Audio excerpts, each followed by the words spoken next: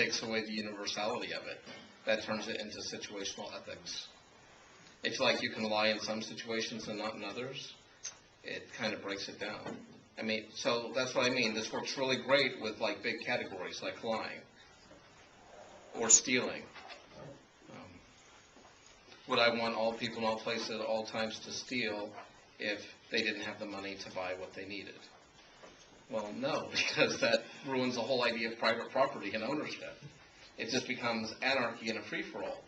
But like you're saying, what if, would I want all people in all places at all times who've lost their jobs, they have a sick wife and child, the child is dying, you can't get the medication, and the only way to get it is to steal it from the pharmacy so that the child could live?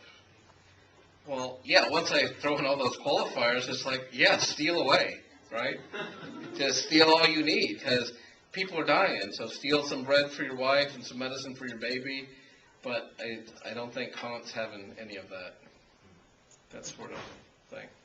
He wants to keep these universals. So stealing's out, lying's out, murder's out, all these sorts of things are out.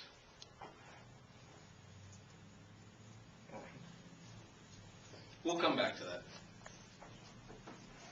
Hypothetical imperative. This is simply, these are for non-ethical issues, like to get from point A to point Z, you have to go through a pathway, and you have to accomplish so many different things to get there. For example, in this class, in order to get a passing grade in this class, you have to attend so many times, you have to do so many papers, you have to get certain scores on your midterm and final. Even if you failed this ethics class, it doesn't mean you're unethical. It simply means you have failed to follow out the hypothetical imperative, the steps you needed to do to accomplish a goal or a task. So this is to make distinction between the categorical, which has to do with ethics and morality, and this has to do with non-ethical things. But there's still steps you have to do to accomplish a goal. And then the last one, and I think Kant's ethics would be worth it just for this one by itself, and it's called Kingdom of Ends. Always treat others as an end unto themselves, never as merely a means, or a means to an end. If we could just apply this to our life, could you imagine how much better the world would be? It's kind of like Jesus' golden rule. It's kind of like an intellectual version of it. Do unto others as you'd have others do unto you. Always treat people as an end unto themselves, never as merely a means. When I think back on my life and the things that wake me up in a cold sweat in the night or make me shudder as I have a recollection of the past and beg God for mercy, every case, I guarantee you, is where I've treated someone else as a means to an end. Those are the deep scars on my soul, I would say. I mean, there's lots of sins we can do. There's lots of things we can do to harm others. But the ones that really kind of stick with you and scar you and damage you, it's when you use other people.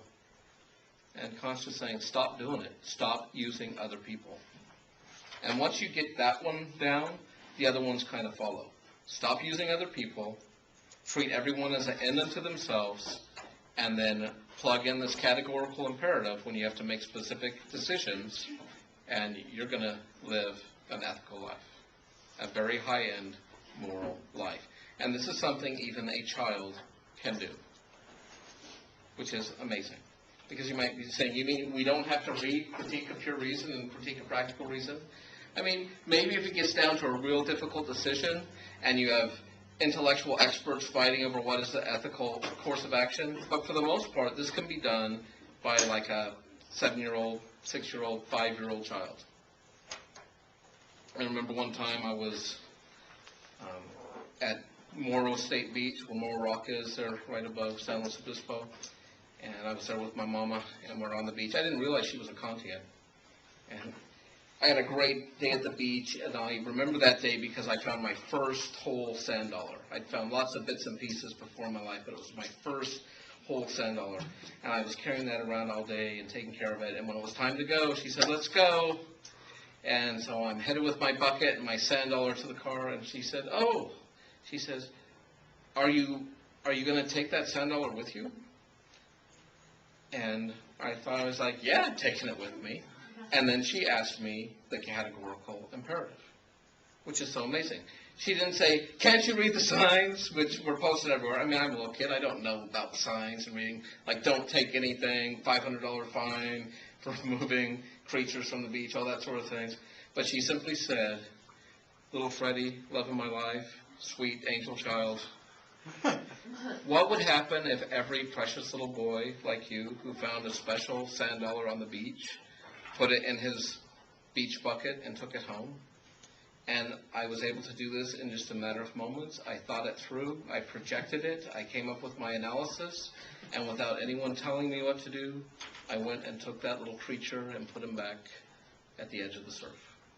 Why? Because even as a child, I knew if everyone who came to that beach did what I was about to do, there wouldn't be any sand dollars left when I came back next time or in the future. So it's that simple. Even a child can do this theory. Awesome. I use this all the time with young children. I'm raising several children in my life right now. One of my nephews has had a problem over the past year disrupting classes, and it's just straight to the categorical imperative. I just look him in the eye and I say, what would happen if everyone else in your class was behaving like you were behaving? And he gets it so quickly, it's just like there would be complete chaos. The teacher couldn't teach. I said, exactly. So why should you be behaving that way? And it works for a couple days till he forgets and lets his emotions or impulses overcome his reason. And so that becomes a key. It's like, what's guiding your life? Is it reason or is it your impulses?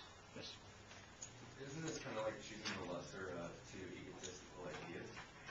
You're saying do unto others as you would have them do unto you. It's kind of like your interest is only in self-preservation, so you're kind of like using others or benefiting others so that they'll then benefit you. No, it has nothing to do with that. You could accuse Jesus of that, but not Kant. Because Kant is simply using this universality, because Kant realizes as egoists, we could very well justify any behavior that just had to do with us. Like, I could justify lying. I could justify taking that sea creature. I could justify stealing. I could justify virtually anything. But once we universalize it, our justifications start to melt away, like dew off the grass. Once the full light of day arises, all those little rationalizations